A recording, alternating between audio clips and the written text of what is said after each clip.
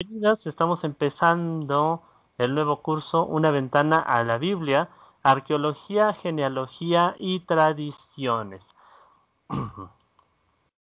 Entonces, este programa pretende ser el inicio de una serie cuyo objetivo final sería poder comprender de manera esencial los principales momentos y temas de la Biblia, en lo posible libro por libro, para que sirva como una especie de guía, de índice esencial sobre sobre los diferentes textos bíblicos, sus temas principales y también las cuestiones más importantes de su interpretación.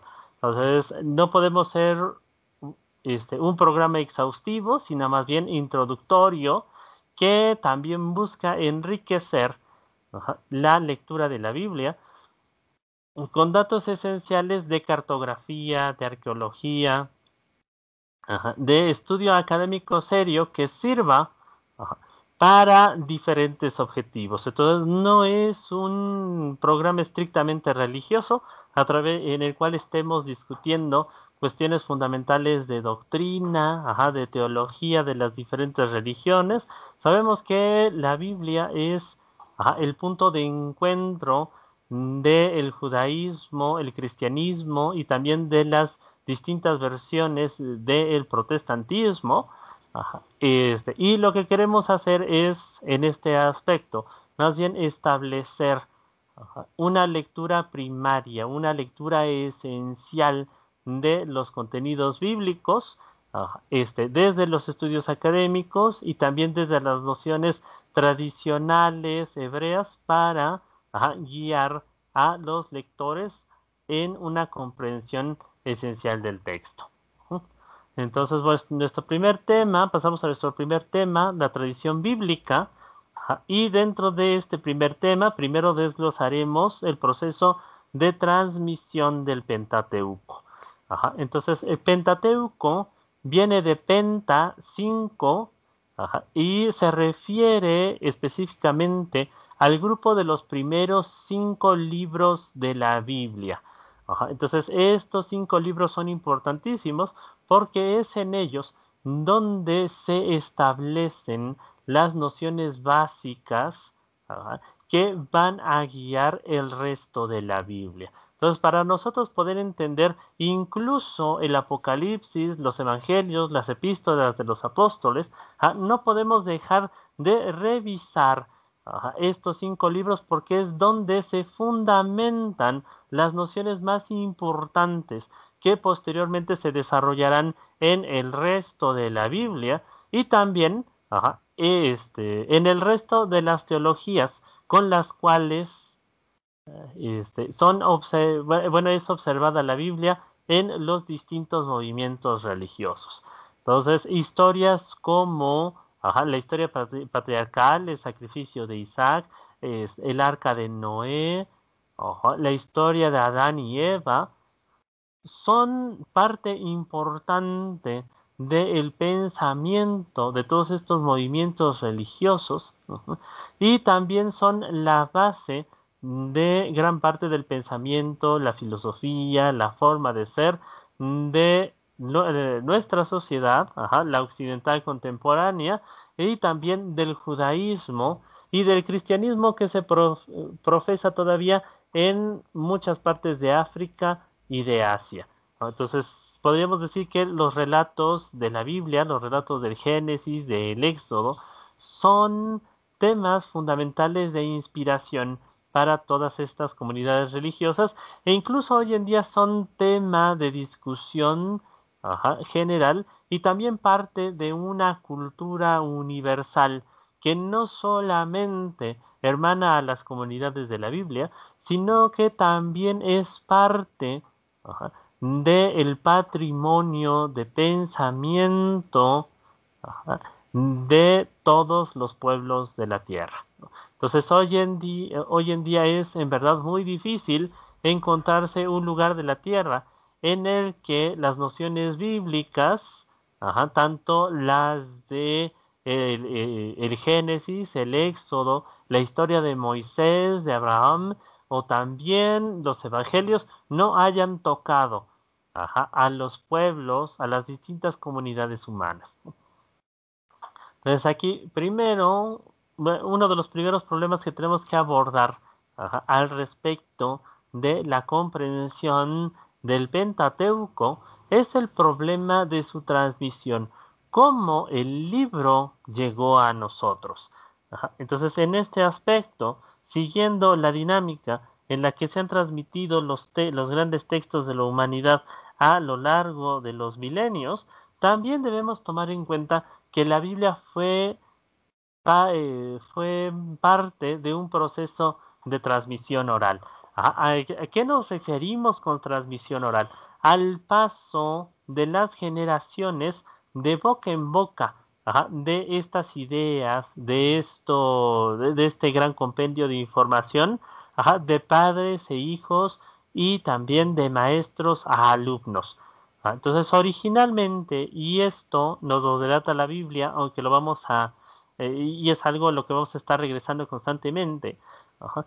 Podemos notar en la forma original, versada y cantada de la Biblia, que el texto originalmente se pasó de boca en boca. Precisamente la estructura versificada, con rima y con melodía, es uno de los principales apoyos para la memoria y es la forma en que tradicionalmente se transmite grandes cantidades de información de generación en generación. Entonces, antes de que apareciera la literatura, los libros, tal como los conocemos hoy en día, debemos tener en cuenta en la historia de la humanidad que en verdad la invención de la escritura es relativamente temprana. Hace unos 5.500 años más o menos se habría dado en Sumeria, en Egipto, y que antes de esas fechas no es que no existiera en verdad una forma de transmitir información, sino que precisamente todo lo que el hombre, todo lo que las sociedades necesitaban transmitir de persona a persona, de generación en generación, era transmitido a través de la memoria. Entonces las personas necesitaban tener ¿cómo podríamos decirlo? Una claridad mental muy importante, también una serie de estructuras que les ayudaran a concretar, a absorber, quedarse con toda esta información. Y fue precisamente durante esos milenios que la música, es decir, la estructura versificada, rítmica y rimada, tuvieron el mismo papel que hoy en día tiene, por ejemplo, una memoria USB o un disco compacto para preservar la información. Entonces, en este aspecto, la información permanecía viva, la información permanecía latente y se transmitía en una forma de narración, en una forma de canto, que facilitaba al receptor la posibilidad de memorizar, de recibir toda esta información, de citarla cuando lo requería y posteriormente también de transmitirla de nuevo fácilmente. Entonces nos comenta Julio Trebolle en su Biblia judía y Biblia cristiana. Para hacerse una idea de la importancia de la tradición oral, basta tener en cuenta 3 datos significativos. Primero, la formación e interpretación de la Biblia dependen en gran medida de la tradición oral. Comentábamos, en la propia Biblia, en su estructura original versificada, se delata su primer proceso de transmisión en boca en boca. Segundo, el judaísmo rabínico puede ser definido como la religión de la doble Torah, la Torah escrita y la Torah oral. Al igual que el cristianismo, es la religión de los 2 testamentos. Entonces, la Torah es el nombre que le dan los judíos al Pentateuco, que comentábamos, es la base general de la Biblia. Entonces, dentro del mundo judío, el Pentateuco se estudia bajo esta específica dinámica. Primero se tiene el texto de la Torá, el texto del Pentateuco, es decir, en su forma escrita, pero que a su vez siempre va a ir acompañado de un comentario oral, de un comentario hecho a viva voz del padre al hijo o del maestro al alumno. Y bueno, desde este aspecto, esta tradición oral siempre va a servir como un comentario, como una aclaración que siempre van acompañando al texto, ajá, y desmenuzando, desentrañando las partes más difíciles de su comprensión, precisamente para dar una primera guía, ajá, de cómo debe ser leído, de cómo debe ser entendido el texto. Entonces, en este aspecto también en el cristianismo vamos a entender una tradición paralela. Y específicamente, primero podemos notar que precisamente el Nuevo Testamento es concebido dentro de la tradición cristiana como el comentario aclaratorio general del Antiguo Testamento. Pero también dentro de la tradición católica debemos recordar que existe un magisterio de la Iglesia, un conjunto de tradiciones orales, que, bueno, muy tempranamente fueron compendiados y depositados en libros, que precisamente servía para aclarar el Antiguo Testamento, pero también, sobre todo, para dar una idea precisa de los evangelios, las cartas de los apóstoles y el Apocalipsis. Entonces, en las tradiciones del libro, en las más importantes, esta noción, o mejor dicho, esta dinámica es importantísima. Entonces, los textos no pueden ser simplemente leídos y literalmente comprendidos, sino que siempre se va a necesitar el apoyo de alguna estrategia intelectual o de alguna tradición que sirva para la comprensión del texto. El texto no se lee por sí mismo, primero porque el texto siempre depende, para poder ser comprendido, de la capacidad, la inteligencia, e incluso los prejuicios del lector, para poder ser entendido. Y segundo, porque todas las tradiciones, todas las comunidades han generado un conjunto de ideas que sirve de lente privilegiado, que ayudan a entender sus textos sagrados. Entonces, la Biblia judía y la Biblia cristiana siempre han pasado por ese proceso. Y tercero, las grandes polémicas entre cristianos católicos y protestantes se han centrado siempre entre el binomio de escritura y tradición. Entonces comentábamos precisamente la Iglesia Católica siempre ha defendido tener un conjunto de tradiciones, el magisterio de los apóstoles, que sirve para entender la Biblia, cosa que desde hace siglos los protestantes rechazan. Pero también aquí hay algo importantísimo. Ni siquiera en el propio protestantismo se ha podido evadir la necesidad de contar con un conjunto de tradiciones, conocimientos académicos o estrategias intelectuales que sirvan para entender el texto bíblico, y en diversas tendencias se han generado a lo largo de los siglos distintos métodos o conjuntos académicos que están apuntados precisamente a guiar al público en la comprensión de la Biblia.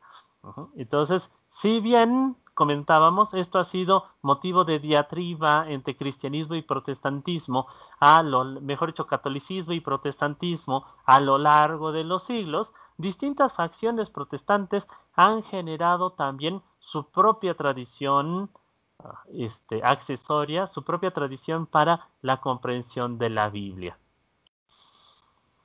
También debemos tener en cuenta que la transmisión oral jugó un papel decisivo en los procesos de formación e interpretación de la Biblia hebrea. En los momentos iniciales, cuando la palabra viva de narradores y profetas se convirtió en texto escrito, y en los momentos finales, cuando lo escrito comenzó a ser interpretado, primero en forma oral, sirviéndose de materiales de la tradición oral. Entonces, lo que debemos entender, y de nuevo esto constantemente lo podemos comprender de la forma en que la Biblia se enuncia a sí misma es que fue siempre sujeta primero de una enunciación oral. Entonces, desde el Evangelio, mejor dicho, desde el Génesis, constantemente escuchamos y Dios dijo, ajá, y Dios encomendó a Moisés, ajá, y entonces el tono mismo de la narrativa bíblica es un tono declamativo, ajá. Entonces, la Biblia está escrita para ser recitada en frente de la comunidad y la retórica que maneja, ajá, continuamente exhortativa, continuamente poética y siempre en tercera persona, ajá, desarrollando su narrativa y también constantemente estos llamados a seguir la ley, a comprender ciertas cosas, a poner atención especial en ciertos tópicos, ajá, nos está indicando constantemente que el libro, ajá, está enfrente de la comunidad, que no se debe leer, ajá, en silencio, sino más bien siempre, ajá, debe ser proclamado en medio de la comunidad, ¿no? Entonces, y igualmente podemos encontrar en el mundo cristiano, específicamente en el mundo católico, ajá, el momento esencial de la misa que constituye la proclamación del Evangelio. De nuevo, proclamación significa, ajá, enunciar el texto en público para todas las personas. Ajá. Entonces es incluir a la comunidad en el acto de la lectura. Entonces no es, de nuevo, simple lectura solitaria, mental, sino siempre inmiscuida en la vida de las grandes comunidades, ¿no? Entonces, ahí es, digamos, ese es su sitio predilecto de funcionamiento, ese es el ámbito específico para el cual fue diseñado el libro, ¿no? Incluso, recordemos, ajá, dentro de la tradición cristiana, evangelio significa buena nueva, ajá, pero también esta buena nueva, como el nombre lo dice, es algo que tiene que ser transmitido a viva voz. Entonces el lenguaje antiguo es así de explícito y hay que entender, este constante exhorto, a la proclamación, como parte fundamental del proceso primario de transmisión del texto. En realidad, estos momentos iniciales y finales no estaban siempre necesariamente alejados en el tiempo uno del otro. Los dos procesos, la transmisión oral y la escrita, iban necesariamente juntos.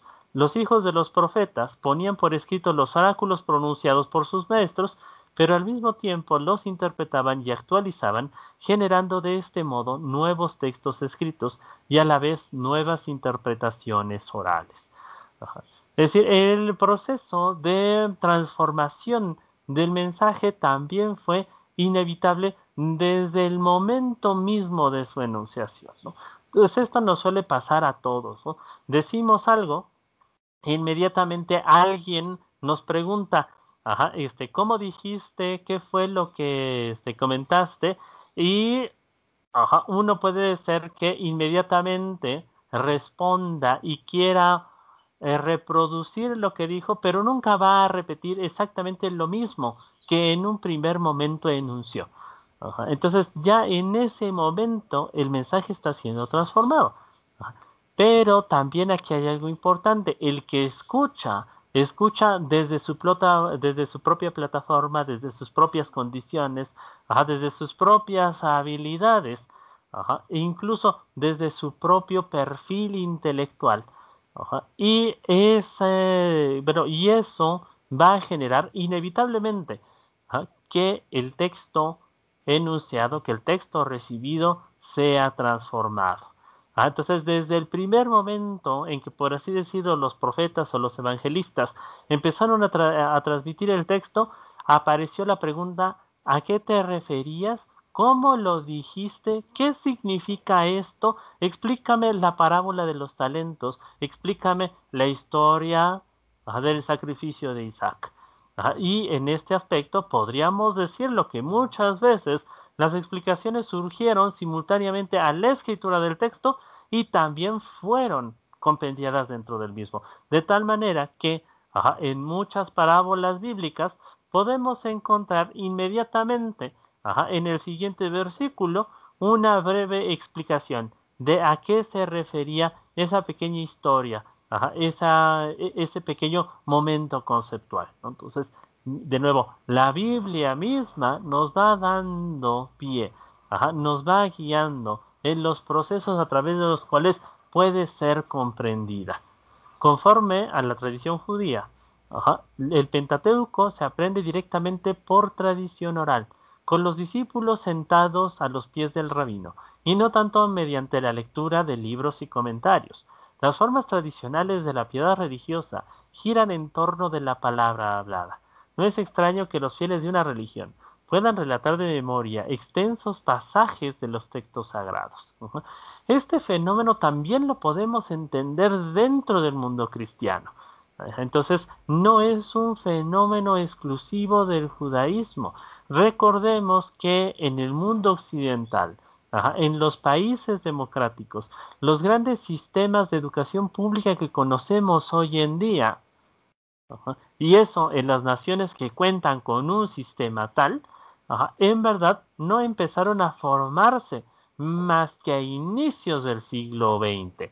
Entonces estamos hablando de unos 100 años más o menos en los que se ha establecido esta dinámica de ir a una escuela a recibir alfabetización, a aprender ciertos contenidos organizados por grados y por asignaturas. En digamos, en la tradición humana, en la tradición cotidiana de hace unos siglos, todo se aprendía en el hogar o en el sitio de trabajo y de boca en boca. Entonces, la madre enseñaba a las hijas las recetas, los oficios de la casa a través de la plática. Igualmente, el hijo recibía el oficio del padre a través de una transmisión oral. Y normalmente, cuando uno iba a misa o iba a catecismo, entendía los contenidos de viva boca del sacerdote, que la mayor parte de las veces no enseñaba a leer y escribir a la gente que recibía ciertas enseñanzas específicas, ¿no? Entonces, ese fue el proceso, bueno, ese ha sido el proceso clásico de enseñanza en la historia de la humanidad, y ese fue el proceso en que inicialmente se empezó a enseñar la Biblia y se comenzó a estudiar el texto. Entonces, originalmente, hace miles de años, los maestros, los escribas judíos, enseñaban primero a sus alumnos todas estas historias, todos estos conceptos e interpretaciones de viva voz directamente, y solamente tiempo después, conforme los alumnos iban empezando a leer y escribir, parte de esos textos también se compendiaban de manera escrita. Entonces nos comenta adicionalmente Treboya al respecto. Antes de presentarse a sus maestros, algunos rabinos habían repetido 24 o incluso hasta 40 veces el texto de la Mishnah, que es la base de la interpretación tradicional judía. No se permitía el uso de libros de enseñanza. Entonces Mishnah viene de repetir, y la dinámica esencial de este tipo de estudio era precisamente repetir las colecciones de aforismos de los sabios. Un taná o repetidor tenía que conocer de memoria los textos de la halajá, es decir, de la ley judía, y de su interpretación en la cifra, el cifré y la tosefta. El taná era una verdadera biblioteca viviente. La transmisión de la Mishnah y más tarde del Talmud debió ser en un principio y por bastante tiempo únicamente oral, hasta que más tarde pasó a la transmisión escrita.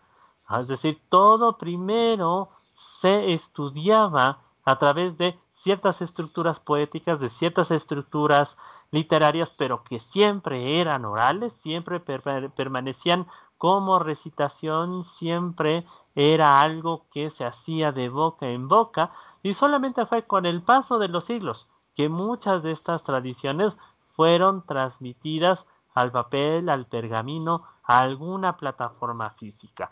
Pero en un primer momento siempre fueron parte de un ejercicio de memorización y también de recitación pública.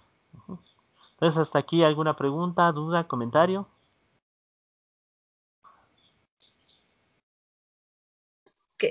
¿Cómo dijiste que evangelios quería decir que Abraham?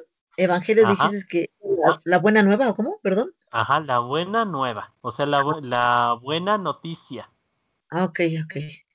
Ujú, Gracias. ujú, de nada. Entonces, de nuevo, y esa noticia tiene que ser proclamada en público, tiene que ser dicha, no simplemente publicada en un texto, sino verdaderamente dada a conocer a través de su recitación en medio de la comunidad, ¿no? Entonces, debemos tener esto en cuenta. Desde aquí vamos para entender cómo una vez que la transmisión oral se fue consolidando, y también conforme el texto se fue siendo más grande y era hasta cierto punto más dificultoso, ajá, guardar toda esta información en la memoria.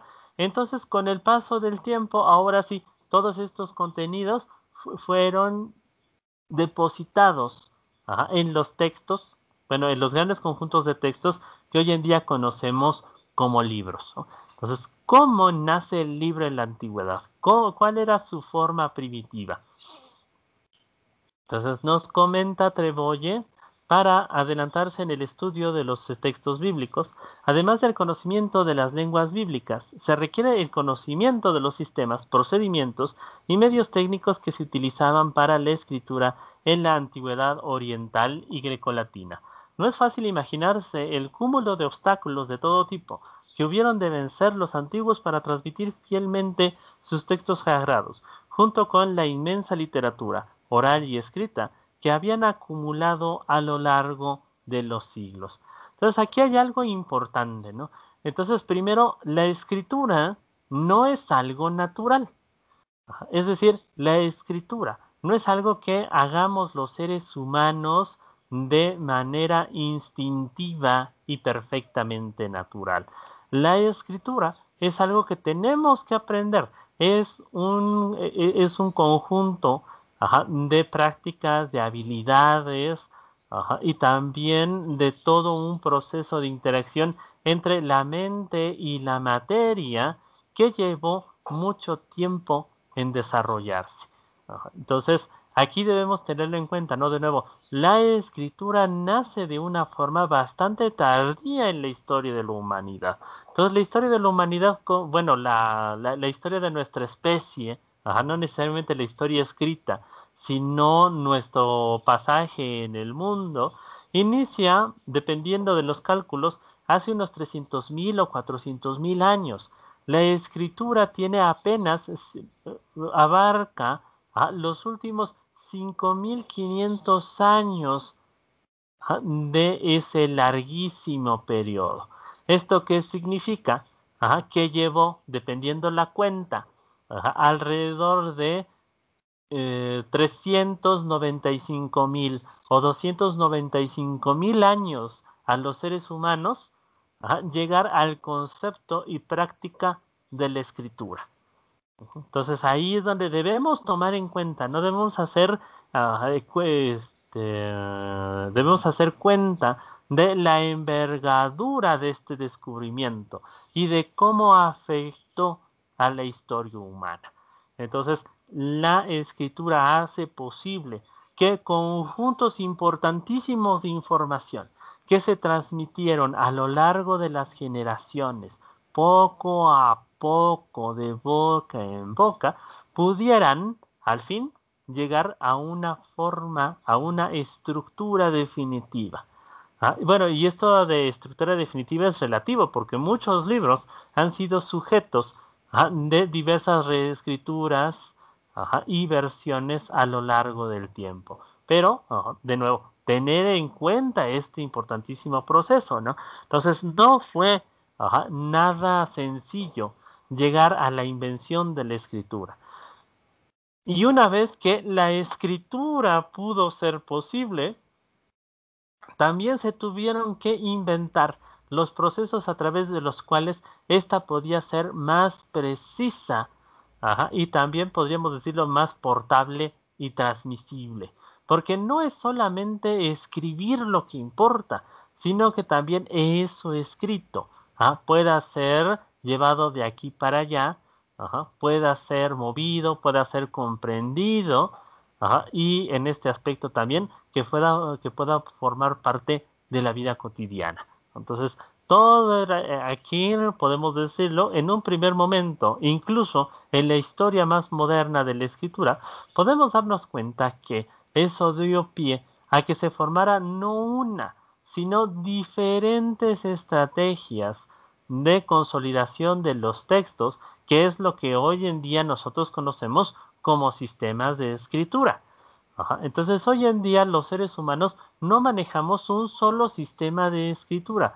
Diferentes comunidades, en la antigüedad y en la era moderna, usan, bueno, sí, usan diferentes sistemas para llevar su lengua, sus ideas, sus textos a una plataforma física. Entonces, el primer sistema de escritura que hasta hoy en día tenemos registrado es el que se forma en la Mesopotamia alrededor del año 3500 antes de Cristo. La escritura cuneiforme, como la conocemos, se forma entre los sumerios, ajá, que ¿cómo podríamos decirlo? Plasman sus ideas en placas de barro fresco. Primero, aquí hay algo importante, ¿no? El barro, que igualmente se usaba para la cerámica, abundaba en la zona de la Mesopotamia. Entonces era uno de los materiales más asequibles y también es tremendamente plástico, puede adquirir diferentes formas. Entonces eso impone, podríamos decirlo, sugiere la idea de que puede ser usado como un material importante para la escritura. Nosotros mismos lo podemos cotejar, ¿no? Incluso las huellas de nuestras manos pueden quedar bastante bien grabadas en una bola de barro bien formada. Entonces, los sumerios se dan cuenta de la facilidad que tiene el barro para recibir en su superficie señas, rasgos, y en un primer momento la escritura sumeria consta básicamente de dibujos que representan palabras, que representan conceptos que son realizados en la superficie de las tablillas, muy posiblemente con palitos de cáñamo. Entonces, la primera forma de escritura sumeria, la cuneiforme primitiva, la podemos ver en el dibujo de la izquierda.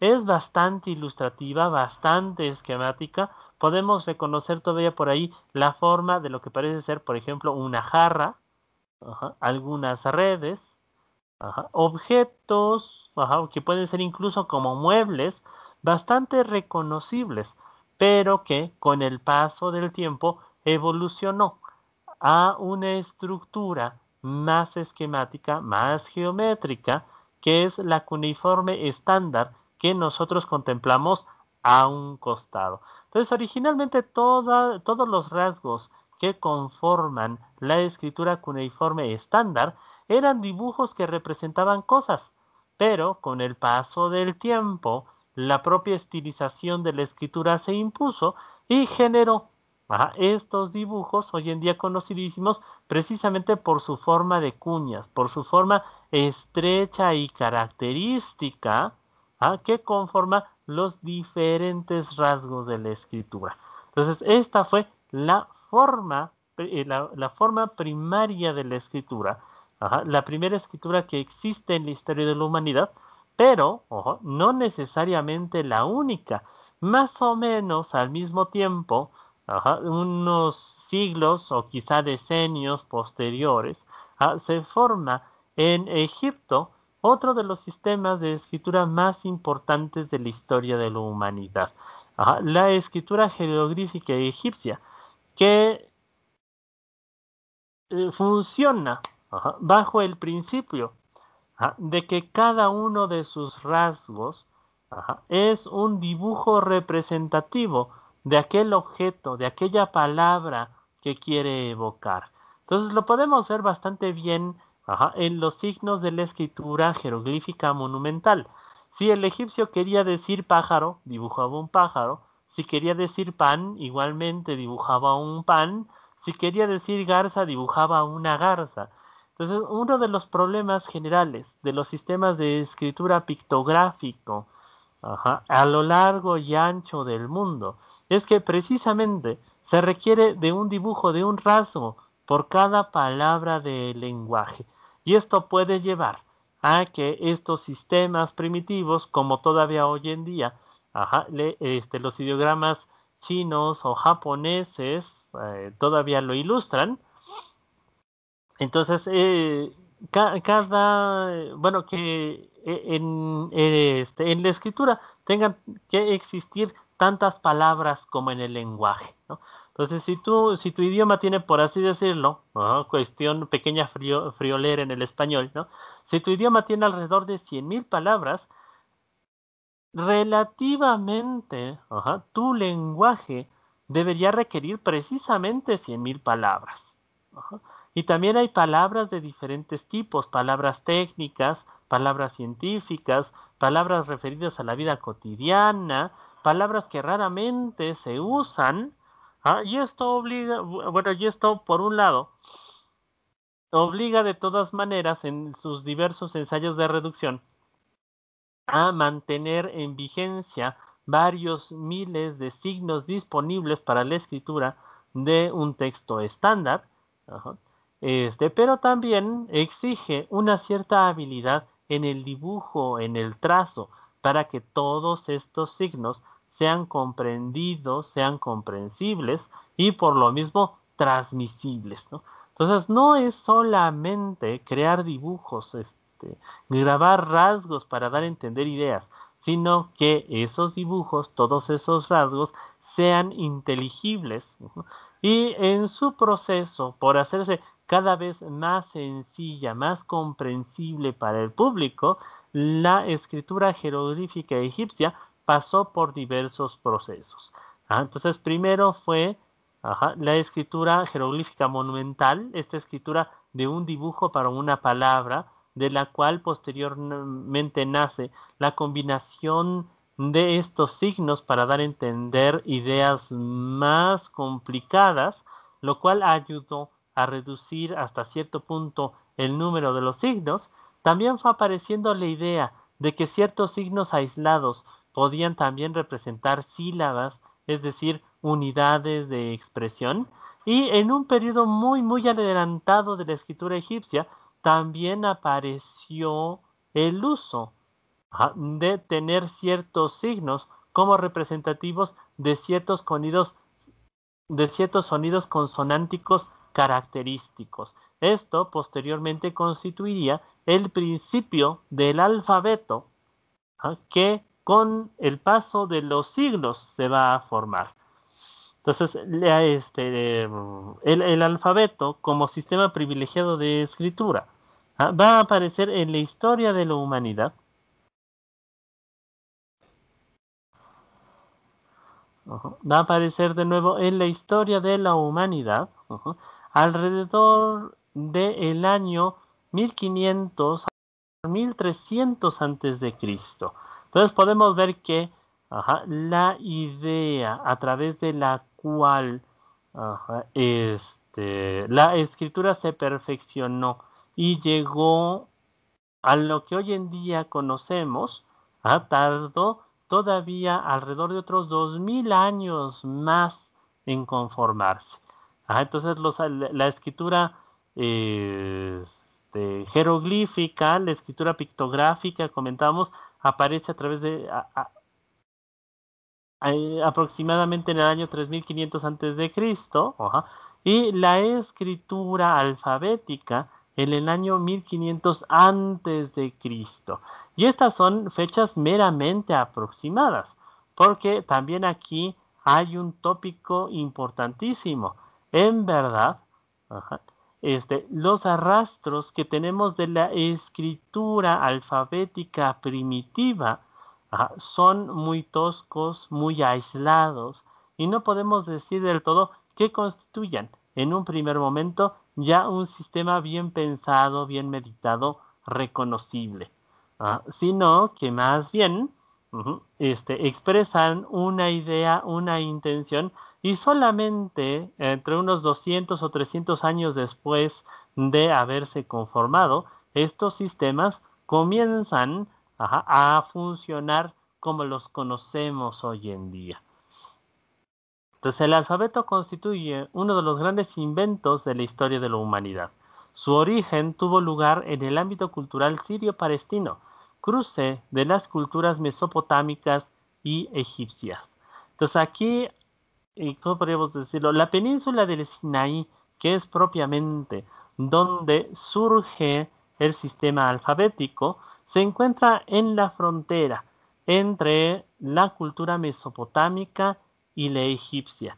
Primero, la península del Sinaí es un gran, es un gran conglomerado rocoso, montañoso y difícil de habitar en general, ajá, y que servía, podríamos decirlo, de bisagra y hasta cierto punto incluso de protección, ajá, que evitaba que muchas veces los egipcios salieran de su territorio o que otros pueblos llegaran a él y lo ocuparan. Entonces, en medio, en medio de ese territorio, en la península del Sinaí, se va a encontrar, ajá, la zona de influencia de los pueblos antiguos, ajá, nómadas, nómadas y seminómadas, denominados tradicionalmente como cananeos. Ajá, entonces, estos pueblos originales de la Biblia que viven podríamos guiando a sus ganados a través del desierto, de los diferentes paisajes salvajes, y que en lo posible aprovechan algunos terrenos cultivables para su propia manutención.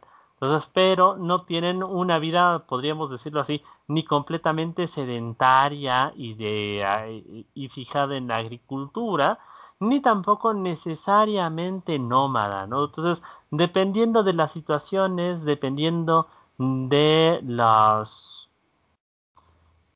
cuestiones de la historia, las vicisitudes del clima, ellos van a hacer uso de cualquiera de estos dos tipos de vida para poder sobrevivir, y muchas veces van a estar viviendo también como población refugiada en Egipto, como extranjeros que son tolerados, aunque también muchas veces son esclavizados, y de hecho constituyen lo principal de los contingentes que los egipcios obligaban en la península del Sinaí a trabajar en las minas de oro y de piedras preciosas. Entonces va a ser precisamente en estas minas, digamos, en la península del Sinaí. Por eso es que este primer sistema de escritura se conoce como escritura proto-cananea o proto-sinaítica, donde se va a formar la idea de este tipo de escritura. Entonces, primero, los egipcios, comentábamos, van a formar una primera idea de que existen ciertos signos que pueden ser usados aisladamente para representar sonidos, y el siguiente paso que llevarán a cabo los cananeos será tomar estos signos por sí mismos, aislarlos y conformar con ellos un sistema de escritura. Entonces, lo que originalmente eran signos auxiliares para completar ciertas palabras, ciertas expresiones en el egipcio antiguo, se convierten en el núcleo de este nuevo sistema de escritura. Entonces, en la escritura alfabética como la conocemos hoy en día, cada signo representa un sonido específico, pero también la gracia de este sistema es que con esta colección de sonidos, es decir, con esta colección de letras, se puede formar teóricamente cualquier palabra en cualquier idioma hablado. Ajá. Entonces, el egipcio, el sumerio, ajá, el acádico, todos estos sistemas de escritura primitivo estaban confinados a su su propia cultura, a su propio patrimonio étnico, ¿no? En cambio, el alfabeto puede ser usado por cualquier otro pueblo aparte del originario, precisamente porque permite representar los sonidos de cualquier idioma. Entonces, y hoy en día este alfabeto, protocananeo o protosinaítico es considerado la fuente de la mayor parte de los sistemas alfabéticos que existen hasta nuestra época, ¿no? Entonces es del alfabeto protosinaítico que nace el alfabeto, como podemos ver aquí en la tabla comparativa. Nace el alfabeto fenicio antiguo, el griego, el latino, ajá, y bueno, de ahí, por ejemplo, todas las derivaciones del alfabeto latino que se conocen en Europa Occidental y todas las derivaciones del alfabeto griego, ajá, como los alfabetos cirílicos que se conocen en Europa Oriental. Ajá. Incluso este alfabeto latino hoy en día se ha usado para escribir otras lenguas de muy diversas latitudes y de muy diversos perfiles étnicos, ¿no? Entonces podemos decir que es uno de los sistemas más difundidos y que se deriva precisamente del alfabeto sinaítico. Entonces las letras del sistema consonántico en un principio eran 27, es decir, en el primer alfabeto, en el alfabeto protosinaítico, y también esto lo vamos a ver en el alfabeto hebreo, solamente existían sonidos consonantes. Fue posteriormente con los griegos y con los romanos que se agregaron las vocales, pero hacia el siglo XIII había quedado reducido a 22. Los signos eran pictográficos y en su mayor parte tenían un valor acrofónico. Evolucionando el signo del agua se convirtió en mem, de la que deriva la letra M. Ajá. Igualmente, el signo del ojo, Ajin, pasó a ser la letra Ajin, cuya forma se redondea y se transforma en la letra O. Entonces, siguiendo el principio de los antiguos sistemas de escritura, todos los signos, todas las letras que conocemos hoy en día en el alfabeto, en algún momento representaron objetos. Y estos objetos representaban la primer letra de su nombre. Entonces, Aleph era el sonido vocal, Bet, que era una casa, pasó a representar la letra B, Gimel, que era posiblemente la cabeza de un camello, pasó a representar la G, y así sucesivamente con el resto de las letras. De hecho, en árabe y en hebreo, hoy en día las letras de este alfabeto conservan esos nombres originales. Con el paso de los siglos, estos nombres se perdieron, pero el principio quedó perfectamente entendido. Cada letra representa un solo sonido. Y de su combinación, comentábamos, se puede generar prácticamente casi cualquier palabra, casi cualquier expresión de todos los idiomas conocidos por el hombre. ¿Hasta aquí alguna duda, algún comentario?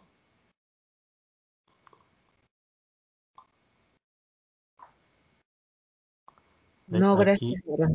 Todo bien, gracias. nada más déjenme atender aquí que me escribió Marta. Vamos a pasarle el link personalmente. Gracias, Abraham, ya pude entrar. ¿Ya pudiste? Ya estoy en sesión desde hace qué buen rato. Bueno, ya lo puse ahí. Qué bien. Mira, te iba a pasar ahorita el link. Bueno, entonces ahí estamos. Gracias, ya estoy escuchándote. Perfecto.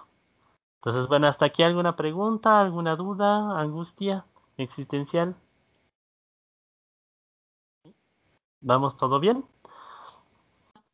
Entonces decíamos aquí, hay todo... Todo bien. Sí. Todo bien, Abraham. Ok, gracias.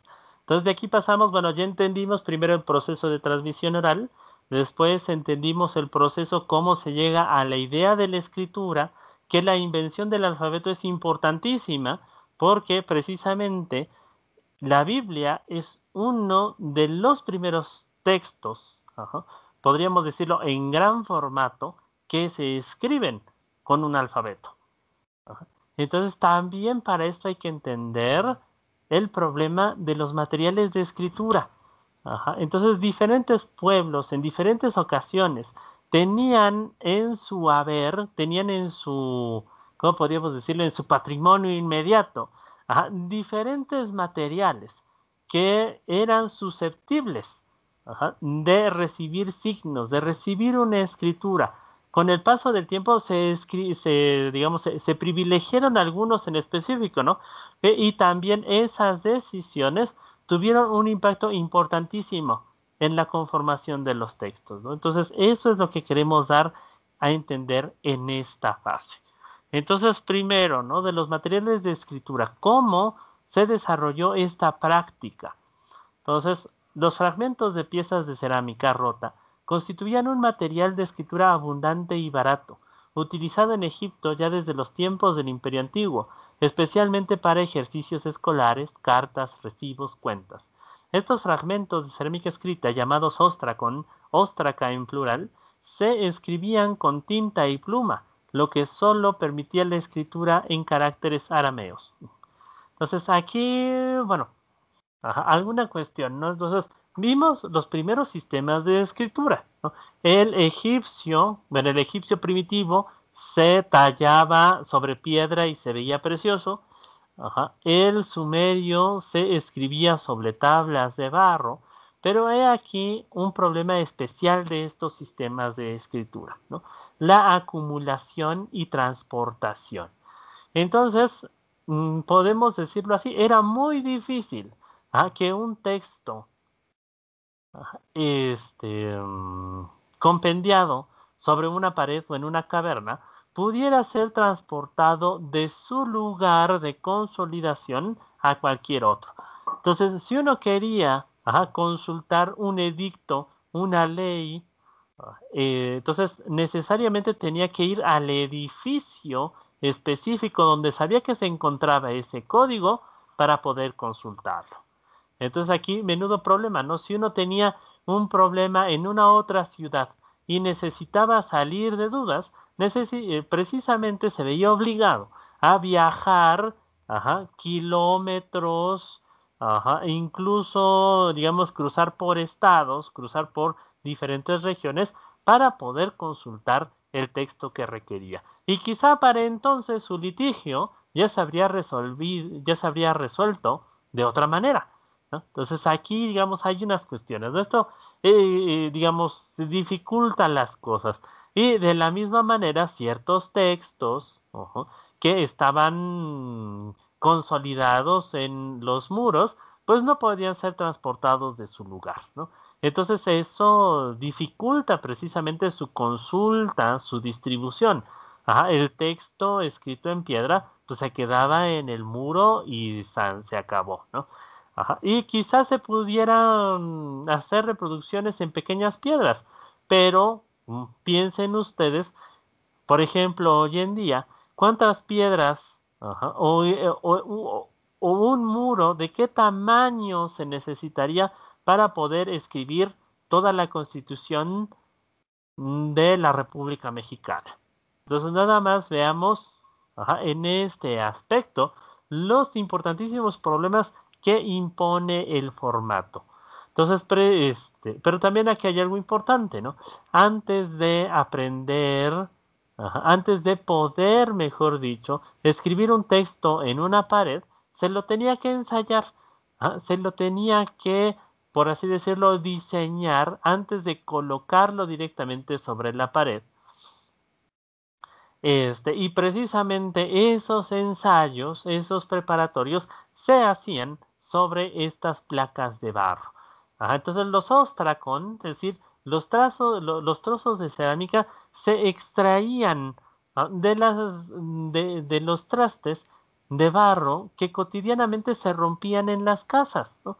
Entonces hoy en día nos pasa mucho, ¿no? De vez en cuando se cae una taza, un plato, es inevitable que los trastes se rompan. Entonces en aquella época esos trastes no simplemente se descartaban y se perdían, sino que constantemente eran reutilizados por los alumnos precisamente para hacer sus ejercicios de escritura. Y a veces incluso textos completos, cuando los trozos eran lo suficientemente grandes, a trozos completos se usaban para escribir, por ejemplo, cartas y poder enviarlas a través del correo. Entonces, los ostracón eran objetos ¿cómo podemos decirlo? De un uso muy cotidiano, muy corriente, y también servían como material barato de escritura. Sobre todo cuando, como comentábamos, no siempre había disponible materiales más caros, como primero la piedra, los metales, o también posteriormente el pergamino y el papiro, ¿no? Entonces fueron, digamos, estos ostraca eran como los post-it de la antigüedad, ¿no? Entonces, esos pequeños trozos de papel en los cuales se compendiaban datos, informaciones esenciales que se querían transmitir de una manera familiar, de una manera inmediata. Más adelante se inventa el papiro que ¿cómo podríamos decirlo? Se forma con la fibra de la planta de papiro que nace a las orillas del río Nilo. Entonces, los tallos de esta planta, que pueden llegar a tener hasta 2 o 3 metros de profundidad, eran extraídos, cortados y tratados para formar grandes hojas de este material como tejido, podríamos decirlo, de este material fibroso, sobre el que posteriormente se escribía. Entonces, se escribía generalmente por un solo lado en columnas separadas por espacios que formaban los márgenes. Se escribía sobre filas horizontales para, al enrollarse el volumen, estas quedaban por la parte interior del rollo. El caso necesario, también se escribía por el verso, es decir, por atrás. Entonces, este material de escritura es semitransparente. Es por eso que no era muy aconsejable escribir por detrás de las hojas de papiro. Entonces, lo que se escribía por atrás, dependiendo de la condición de la hoja, podría transminarse a la cara anterior y en este aspecto podría enrarecer la escritura, ¿no? Entonces, los egipcios tendían a ser muy cuidadosos con esto y mejor escribían a lo largo de una larga página que posteriormente se podía unir y enrollar para formar un ejemplar que se conocía tradicionalmente como volumen. Hoy en día todavía usamos esta palabra para denotar las diferentes partes de un texto que está dividido entre diferentes tomos. Entonces, el nombre volumen originalmente se refiere a la presentación en rollo de los papiros o de los pergaminos, que fue durante mucho tiempo la forma estándar de acumular y resguardar todos estos materiales. Uno de los problemas del papiro, esencialmente, y lo cual hasta cierto punto limitó el uso de este material de escritura, es que precisamente como consiste de una fibra vegetal, primero, era muy fácil de quemar y de perderse, y segundo, precisamente por su condición orgánica, muy difícil sobrevivía fuera de las condiciones de sequedad y temperatura, ¿cómo podríamos decirlo?, cálida que proveía el ambiente egipcio. Entonces, el papiro fue hasta cierto punto un sujeto de importación.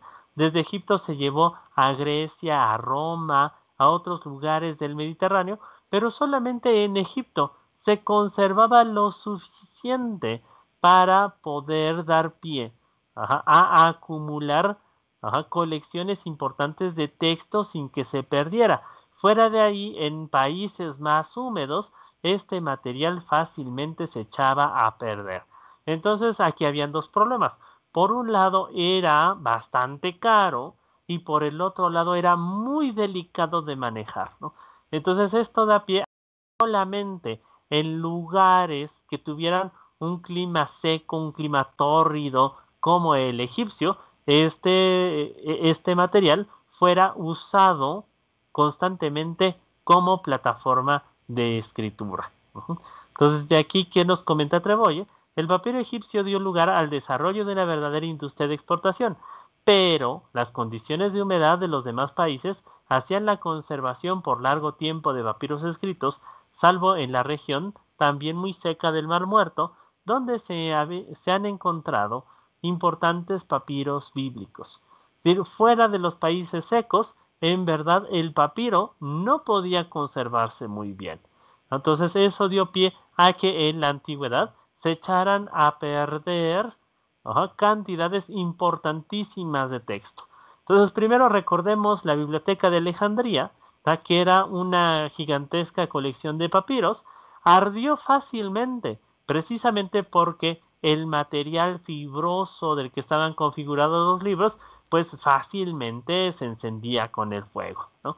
Y segundo, de todas maneras, se tenían que estar haciendo constantemente copias de los textos viejos para sustituir los volúmenes que se estaban echando a perder con el paso del tiempo. Entonces el papiro fácilmente se reseca, fácilmente empieza a destrozarse por sí mismo y constantemente había que estar renovando lo que estaba disponible, ¿no? Esto dio pie a que, por ejemplo, ¿no?, la gran biblioteca de Aristóteles casi en su totalidad se haya perdido para la posteridad.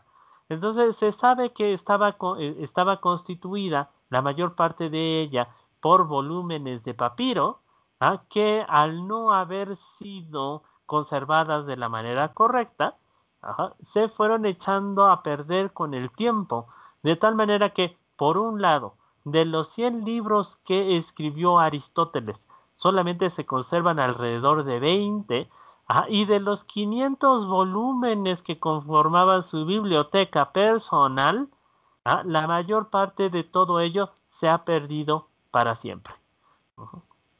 Entonces lo que decimos es un problema, ¿no? Si hoy en día la gran polémica al respecto de la Biblia es que hasta hace algunos decenios no se conocían textos originales de la Biblia más antiguos que del siglo X después de Cristo. Ahora imagínense bajo este aspecto todo lo que se perdió en la antigüedad precisamente por haber sido compendiado en una plataforma de escritura deficiente. El uso del cuero para la escritura se remonta a comienzos del tercer milenio antes de Cristo. El ejemplar más antiguo conservado se corresponde a la época de la 12ª dinastía, cerca del 2000 antes de Cristo. Durante el siglo II antes de Cristo, la técnica de preparación del pergamino adquirió gran perfección en la ciudad de Pérgamo, de la que tomó su nombre. El fragmento más antiguo conservado de una obra cristiana escrita en pergamino corresponde al Diatesarón de Dura Europos. Entonces, el pergamino, que digamos que está fabricado con una piel de animal tratada de una manera especial, resultó ser fuera del ámbito de Egipto un material más conservable, más perdurable. Entonces, a grandes rasgos, para preparar una piel de pergamino, básicamente lo que se hace es despellejar al animal. Muchas veces se usan las pieles de los animales que, digamos, de consumo humano, precisamente para que pues, no se desperdicie el material. Entonces se toma este pellejo y se lo trata con agua encalada. El agua encalada hace que el proceso de putrefacción de la piel se detenga. Entonces, posteriormente se toma esa piel, se le estira en una especie de armazón precisamente para que pueda tener la forma lo más plana posible, y una vez que se seca ya de manera correcta, esta piel es cortada en grandes trozos cuadrados o rectangulares sobre los cuales se puede escribir. Como fase final, muchas veces estos grandes trozos de piel se lijan de las dos caras para poder escribir sobre ellas. Entonces, este es un material más permanente, más perdurable, pero tiene un pequeño problema. Es más caro y más difícil de obtener. Entonces pensemos nada más en los libros de la Edad Media, muchos de los cuales eran escritos precisamente en pergamino. Entonces, bajo el formato estándar que se usaba en aquella época, de medio pliego, es decir, de media, del tamaño de media piel de un animal, se necesitaba una piel completa para generar 2 páginas de escritura. Entonces, si el libro tenía, por ejemplo, ¿no?, unas 500 páginas, pensemos una Biblia, entonces se tenían que sacrificar alrededor de 500 animales para poder generar el texto correspondiente, ¿no? Entonces, precisamente es donde entendemos lo carísimo, lento, difícil que era este proceso, pero también algo importante que comentábamos, hace más conservable, hace más perdurable el texto, y sobre todo en el judaísmo esto va a ser importantísimo porque los rollos sobre los cuales se escribía el Pentateuco y donde originalmente fueron escritos la mayor parte de los textos bíblicos fueron precisamente trabajados sobre pergamino. La escritura formal judía procede de la escritura aramea formal o de cancillería del siglo IV en la época persa. La escritura cursiva judía también arranca de formas cursivas arameas y no deriva, por lo tanto, de la formal judía. Entonces, primero aquí hay una cuestión, ¿no? Entonces, el texto ya en su forma final, o mejor dicho, en su forma definitiva, cuando se empieza a escribir la Biblia se comienza a escribir en hebreo con el alfabeto hebreo. Pero también tuvo que haber una transformación importantísima para que el texto encontrara la forma con la cual la conocemos hoy en día.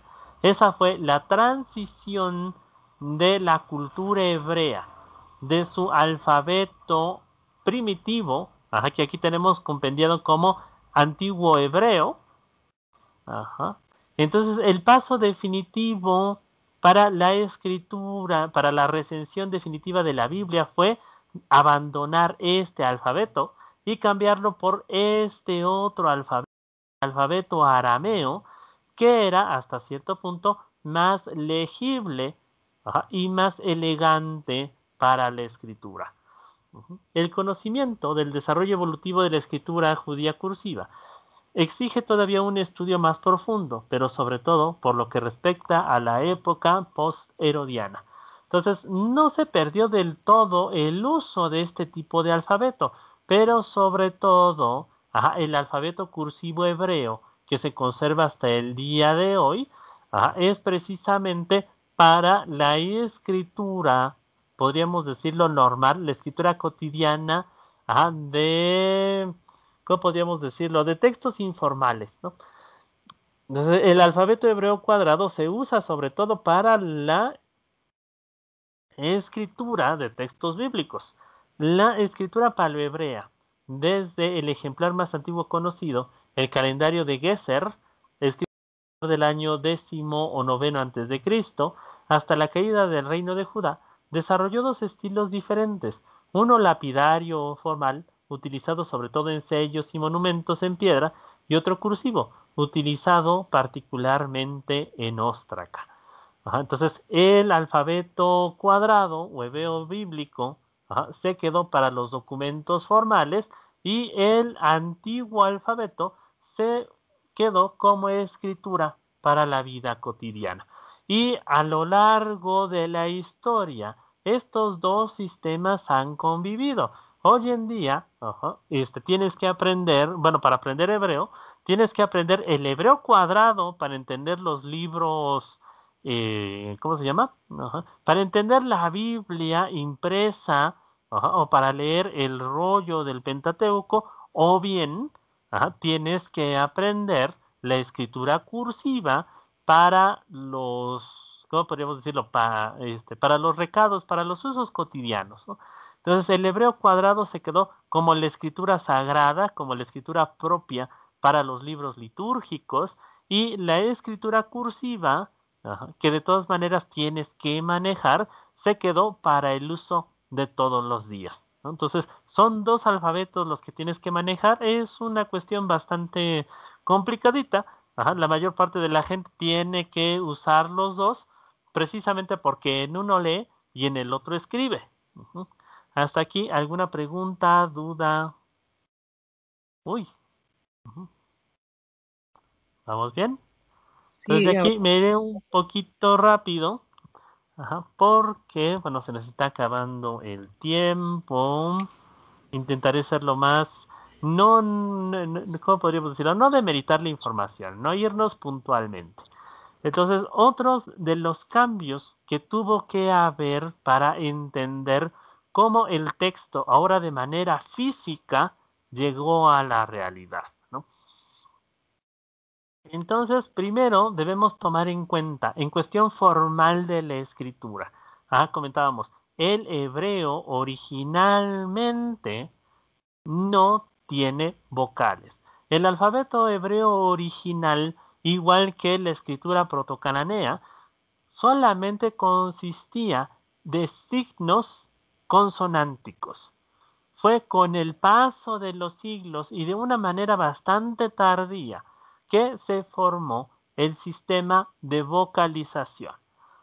Es decir, la Biblia o la Biblia originalmente es un texto consonántico, y uno necesitaba conocer muy bien el hebreo y el contexto del texto para poder entenderlo.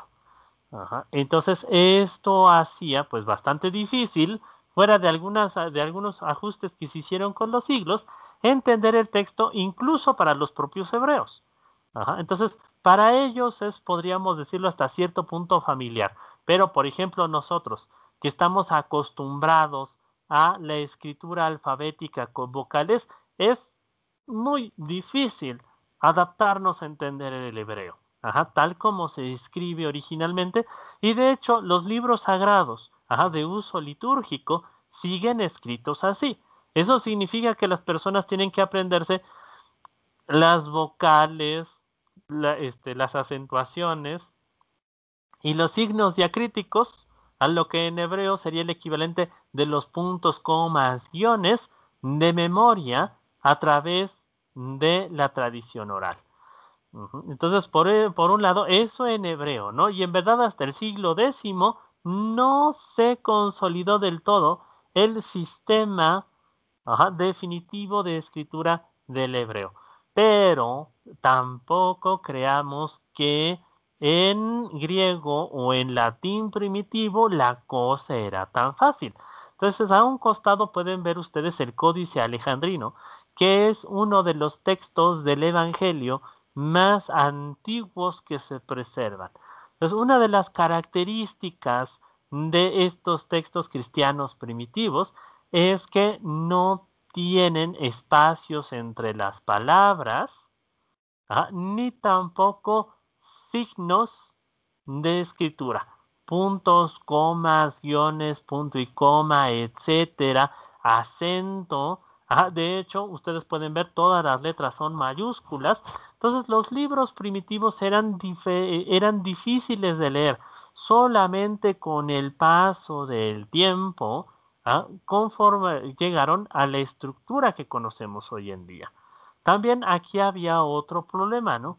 Que ya fuera sobre pergamino o sobre papiro, originalmente los libros se escribían en rollos.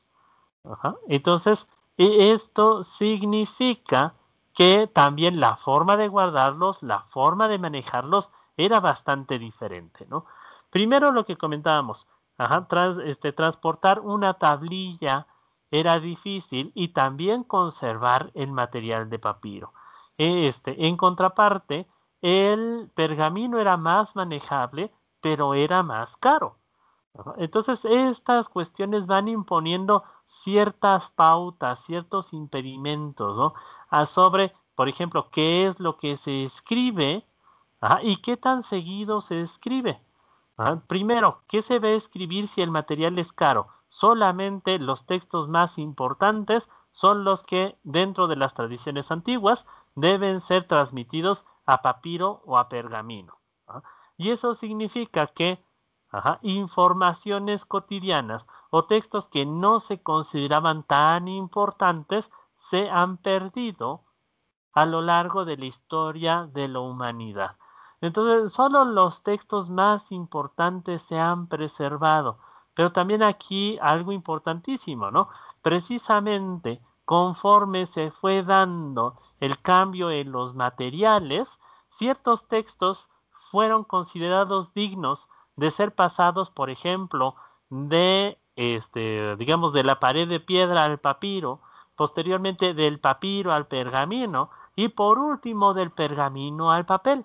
Entonces eso dio pie al, digamos, descarte histórico de cantidades importantísimas de escritura, ¿no? Y también esto es lo que reforzó en la antigüedad que durante mucho tiempo siguiera conviviendo la enseñanza oral con la enseñanza escrita. Entonces, no cualquiera podía tener libros y no todos los libros se conservaban en papel, en pergamino, en cualquier plataforma, ¿no? Muchos libros se seguían transmitiendo de boca en boca o solamente lo más importante de ellos se consolidaba en la escritura. Ajá. Y entonces también todas las explicaciones tradicionales, todos estos conjuntos de enseñanza, por lo tanto, se seguían transmitiendo de boca en boca, puesto que era carísimo transmitir, bueno, pasar todo eso a alguna plataforma escrita. Entonces, digamos, cuestión importante, simplemente el Talmud de Babilonia, una vez que se escribe, comprende alrededor de 10 veces el volumen de la Biblia entera. Entonces, son 10 volúmenes, o mejor dicho, es 10 veces el tamaño del comentario al del texto original. Entonces, muchas veces, precisamente, las tradiciones orales eran mucho más amplias. Y de nuevo, solamente se escribía lo que se consideraba esencial, lo que se consideraba más importante, y es precisamente de ahí que debemos tener bien en cuenta. Lo que se preservó de la Biblia hasta nuestros días es lo que se considera más importante que se debía transmitir. Entonces fue un ejercicio de generaciones, primero de transmisores orales y posteriormente de escribas, que hicieron esta labor de consolidar los textos, de darle su forma definitiva y posteriormente también de preservarlos y vigilarlos, transmitirlos de manera escrita.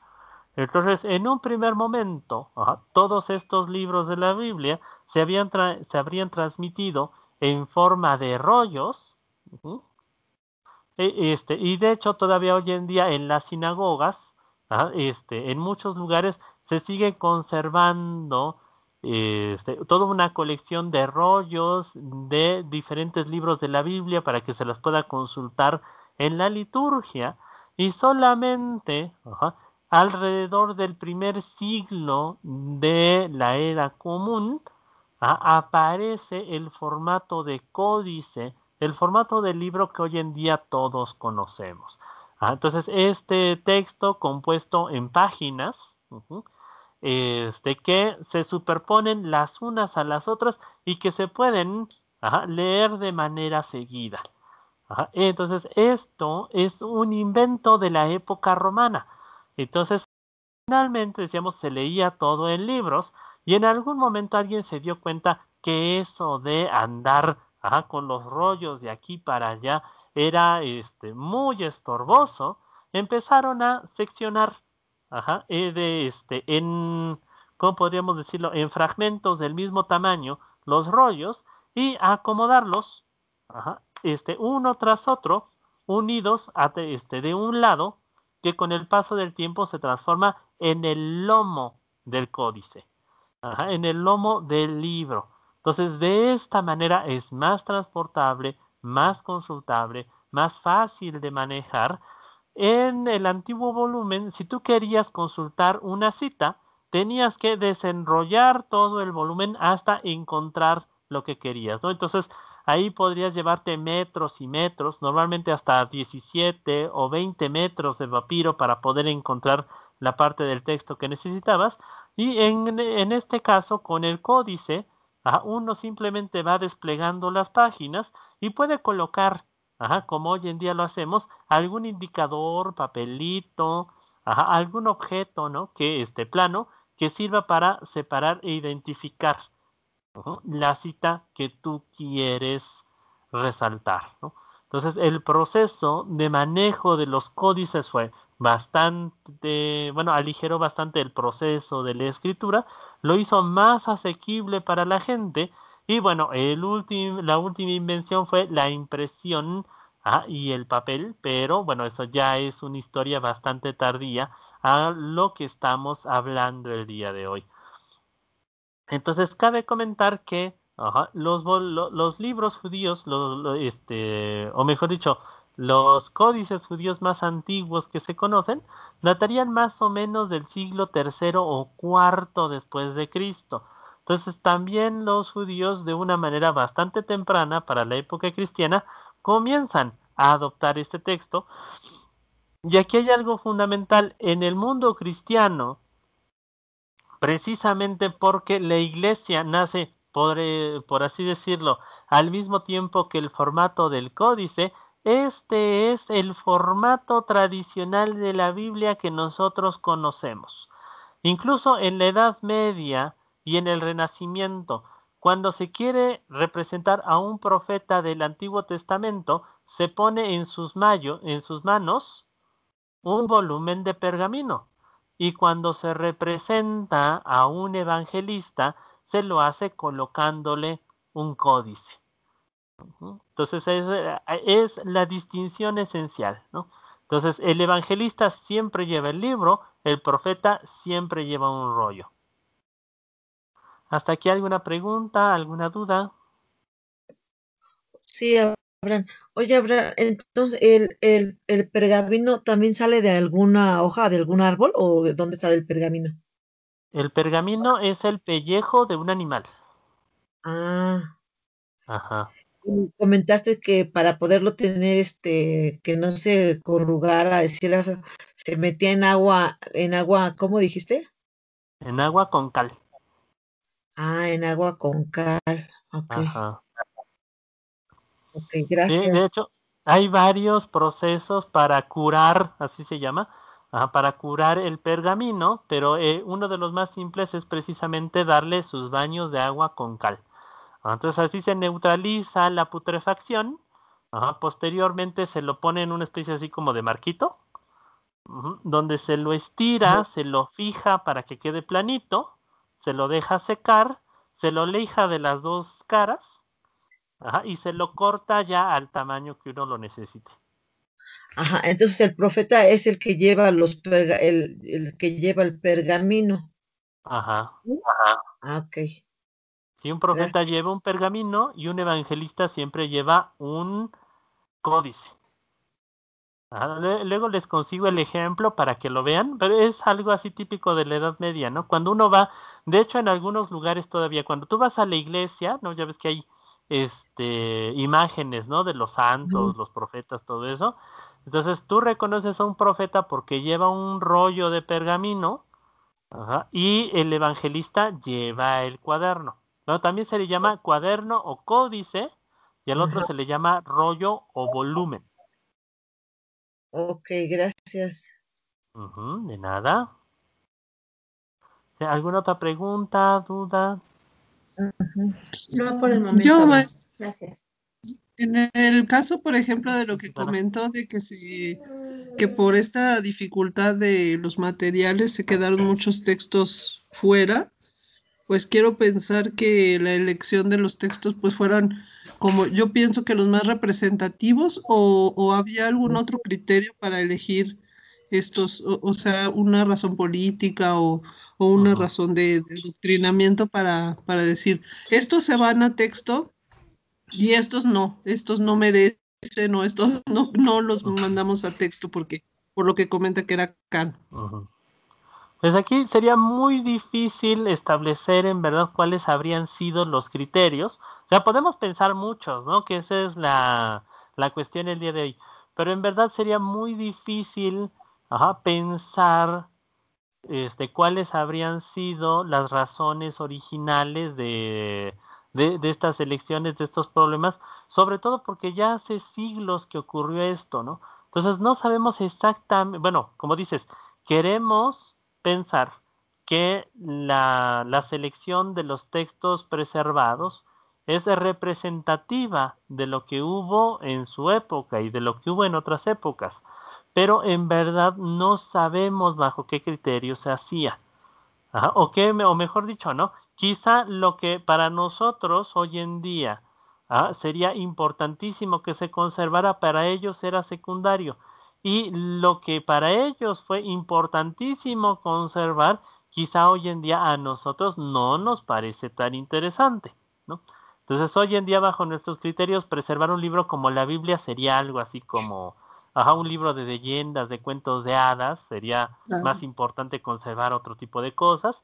Entonces, lo que digo es representativo de su época y nos Sí. podemos dar la idea, de ciertos motivos, de ciertos criterios a través de la constitución final de los textos bíblicos, ¿no? En el sentido de que de alguna manera lo que al final se conservó de cada libro, podríamos considerarlo que fue lo más importante en los criterios de la época, y es eso lo Ujú. que tenemos hoy en día. Sí, claro, o sea, como no sobreinterpretar o pensar mal, ¿verdad? Porque a veces podemos Exactamente, ¿no? pensar Porque mal podría y ser un montón de cosas. Y lo Claro. que decíamos, muchos libros se perdieron simplemente por accidente, ¿no? Entonces, el papiro se echaba a perder o se quemaba. Entonces, pues, lo que estaba escrito ahí nunca lo vamos a terminar de saber, ¿no? E incluso la Biblia también cita ciertos libros que simplemente no se conservaron. no, Entonces, diferentes capítulos de la Biblia, por ejemplo, el libro de Josué, cita ciertos textos que no se preservaron para la posteridad. Ujú. sí, claro, eso es interesante de ver, ¿verdad? Porque pues tenemos un registro y hay muchas historias, por ejemplo, que uno dice, bueno, es que es una historia de la Biblia, pero ¿dónde está esa historia de la Biblia, no? Y no la encontramos. Ujú. Entonces quizás sea de la tradición oral esa historia y allí se conservó, pero no se escribió. Ujú. Y exactamente, hay muchísimo de la tradición oral que uno se va a encontrar, por ejemplo, representado en pinturas de la Edad Media, que uno busca ciertas citas en la Biblia y no existen, ¿no? Que solamente eran parte de eso que se transmitía de boca en boca, de generación en generación. ¿Usted Bueno, tendría un ejemplo de eso, maestro? ¿De pues, alguna historia? Ujú. a ver, permítame aquí.